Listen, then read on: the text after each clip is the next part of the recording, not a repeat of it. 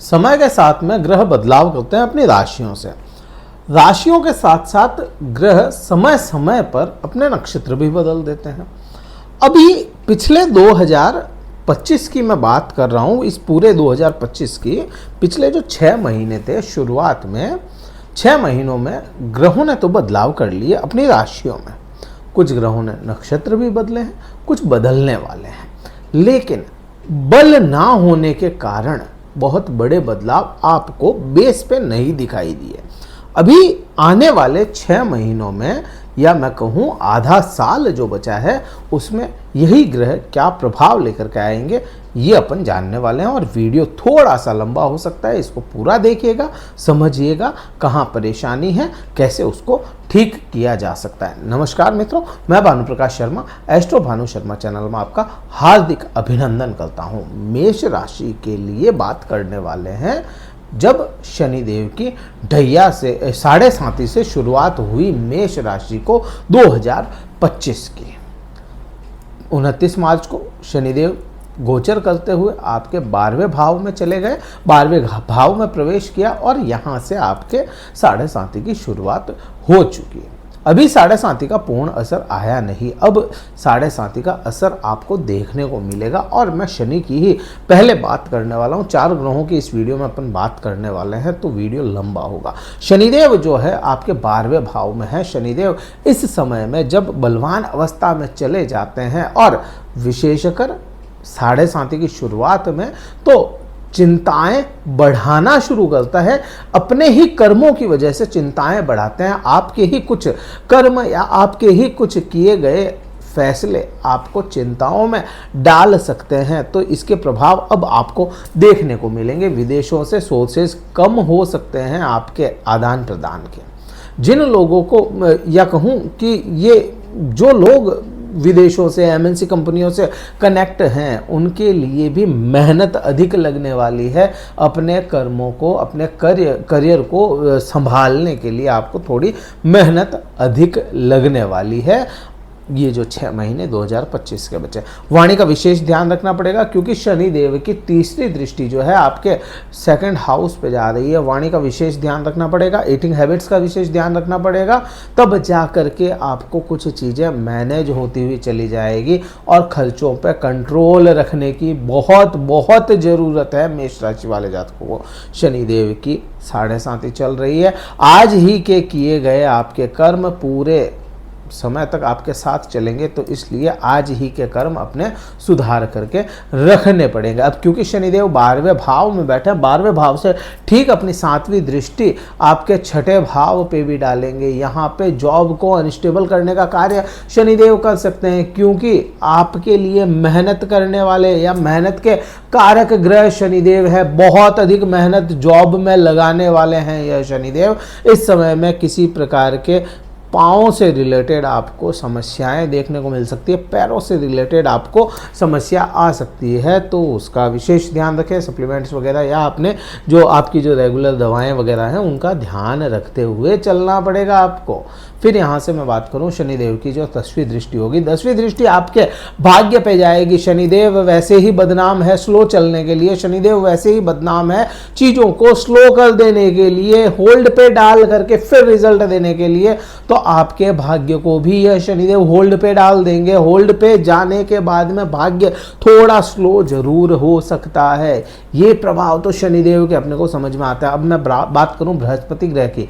बृहस्पति ग्रह आपके लिए क्या हो जाता है? बृहस्पति ग्रह भाग्य का स्वामी और ठीक भाग्य के सामने बैठा है। जहां पे शनिदेव भाग्य को स्लो कर रहे हैं, वहीं पे स्लो होते हुए भी भाग्य का साथ बृहस्पति ग्रह आपको निरंतर दिलाते रहेंगे। और यहाँ पे अक्टूबर महीने में लगभग 18 अक्टूबर के आसपास बृहस्पति ग्रह कुछ समय के लिए कर्क राशि में होंगे, सुख दिलाएंगे उस समय में। उस समय आपके लिए भौतिक सुखों की वृद्धि करवाएंगे, लेकिन जैसे ही वापस से यहाँ पे शनिदेव बृहस्पति ग्रह जब यहाँ पे आपके पराक्रम भाव में चले जाएंगे, तो फिर से आपके भाग्य में थोड़ा ही सही लेकिन साथ दिलाएंगे। हाँ, बृहस्पति यहाँ पे आपके डिसीजन मेकिंग पावर आपको दिलाते नजर आएंगे। डिसीजन आपके ठीक रहेंगे, सोच समझ के डिसीजन लेने वाले आप रहेंगे, तो वो चीज़ें अपने को ठीक लगती है। बृहस्पति का पॉइंट ऑफ व्यू काफ़ी हद तक आपका साथ निभाता चला जाएगा। अब बात करते हैं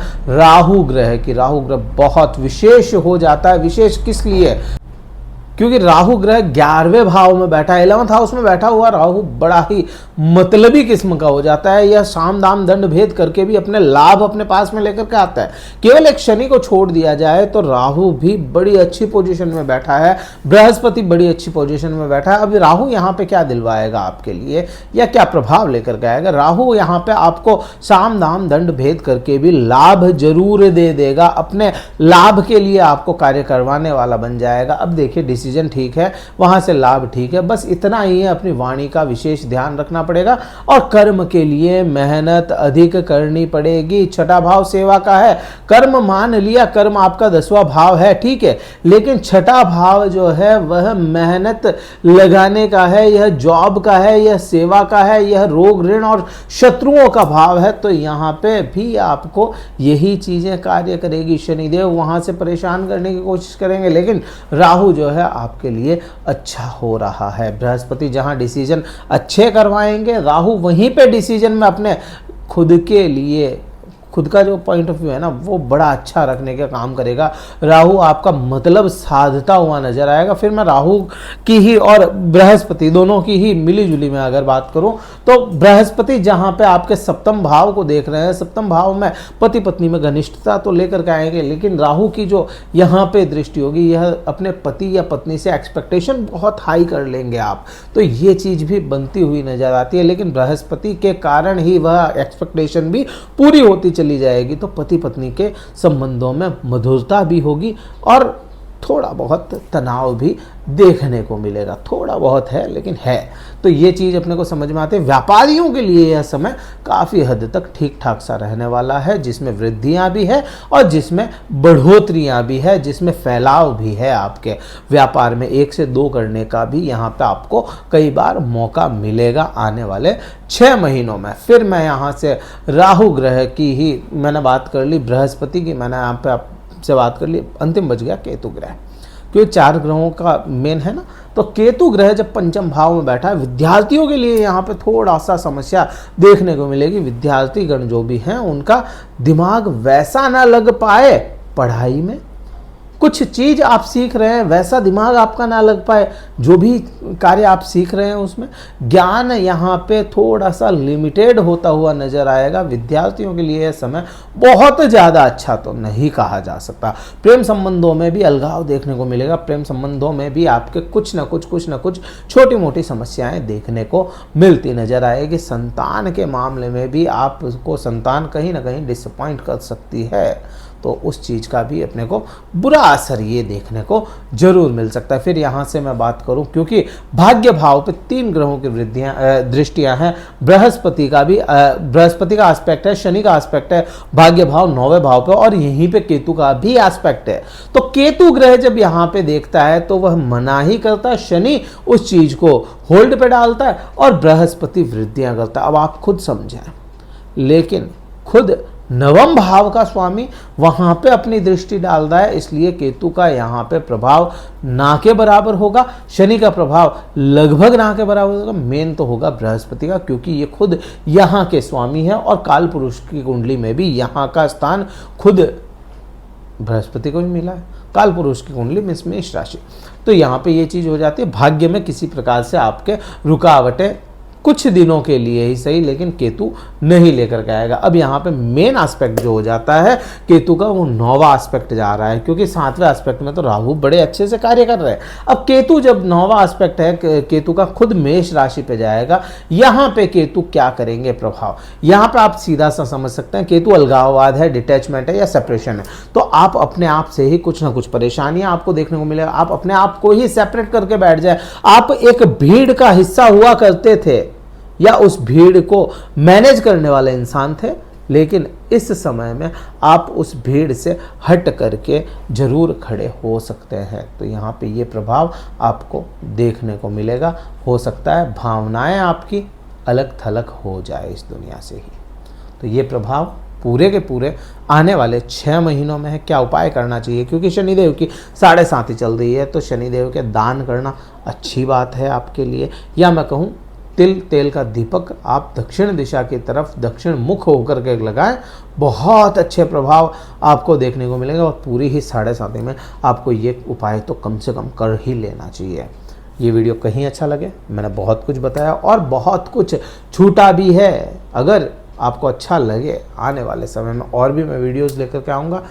इस वीडियो को तो लाइक कीजिएगा, शेयर कीजिएगा अपने मित्रों में, अपने दोस्तों में, अपने रिश्तेदारों में, जिनकी मेष राशि और जो 7.5 से घबराए हुए हैं उनके साथ में ज़रूर शेयर कीजिएगा और वीडियो को लाइक ज़रूर कीजिएगा। इस वीडियो में इतना ही था।